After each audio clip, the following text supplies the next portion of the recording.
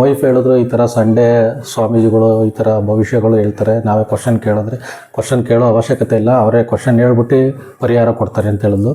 But ನಾನು actually ಇದುವರೆಗೂ ಯಾವುದೇ ಸ್ವಾಮೀಜಿ ಹತ್ರನೂ ನಾನು ಯಾವುದೇ ಥರ ಪರಿಹಾರಕ್ಕೆ ಆಗಲಿ ಏನೇ ಆಗಲಿ ಶಾಸ್ತ್ರಕ್ಕೆ ಆಗಲಿ ಕೇಳಿರಲಿಲ್ಲ. ಯಾಕೆ ಫ್ರಾಂಕಾಗಿ ಇದೇ ವಿಷಯನ ನಾನು ಸ್ವಾಮೀಜಿಯವರು ಹೇಳಿದೆ, ಸ್ವಾಮೀಜಿ ನಾನು ಯಾವತ್ತೂ ಯಾವುದೇ ಶಾಸ್ತ್ರನೇ ಆಗಲಿ ಏನೇ ಆಗಲಿ ಯಾವತ್ತೂ ಏನೂ ಕೇಳಿಲ್ಲ. ನಾನು ನನ್ನಲ್ಲಿರೋದು ಒಂದೇ ಪ್ರಶ್ನೆ, ಅದು ನೀವು ಬರೀರಿ ಅವಾಗ ನಾನು ಒಪ್ಕೊತೀನಿ ಅಂತ ಕೇಳಿದೆ ನಾನು.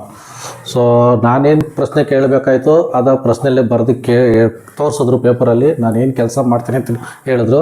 ನಾನೇನು ಪ್ರಶ್ನೆ ಕೇಳಿದ್ದೆ ಅಂತಂದರೆ, ನಾನು ನಮ್ಮ ಮನೆ ಕಟ್ತೀನ ಇಲ್ವಾ, ನನಗೊಂದು ನೆಲೆ ಆಗುತ್ತಾ ಇಲ್ವಾ ಸ್ವಾಮಿ, ನನ್ನ ಹೆಂಡ್ತಿಗೆ ನಾನೊಂದು ಮನೆ ಕಟ್ಕೊಡ್ಬೇಕು ಅಂತಲೂ ಕೇಳಿದ್ದೆ.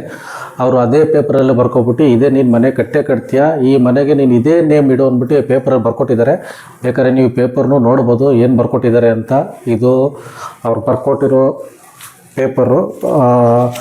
ಈ ಪೇಪರಲ್ಲಿ ಅವರು ನಂದನ ನಿಲಯ ಅಂತ ಬರ್ಕೊಟ್ಟಿದ್ದಾರೆ. ನಾನು ಸ್ವಾಮೀಜಿಗೆ ಮಾತು ಕೊಟ್ಟಿದ್ದೀನಿ, ಇನ್ ಕೇಸ್ ನಾನು ಮನೆ ಕಟ್ತಂದ್ರೆ ಸ್ವಾಮೀಜಿ ನಿಮ್ಮನ್ನೇ ಕರಿತೀನಿ ಅಂತಲೂ ಹೇಳ್ತೀನಿ. ನಾನು ಈ ಕ್ಷೇತ್ರಕ್ಕೆ ಬಂದಿದ್ದೀನಿ, ಈ ಕ್ಷೇತ್ರ ತುಂಬ ಒಳ್ಳೇದು ಮಾಡ್ತು ಅಂದರೆ ಖಂಡಿತ ನಾನು ನನ್ನ ಸ್ನೇಹಿತರೇ ಆಗಲಿ, ನನ್ನ ಸಂಬಂಧಿಕರುಗಳಾದರೆ ಯಾರು ಕಷ್ಟಗಳಿದ್ದಾರೆ ಇಲ್ಲಿ ಬಂದು ಸೇವೆ ಮಾಡಿ ಒಂದು ಪರಿಹಾರ ಕೇಳಿ, ನಿಮ್ಮ ಕೈಲಾದಷ್ಟು ನೀವು ಸಹಾಯ ಮಾಡಿ.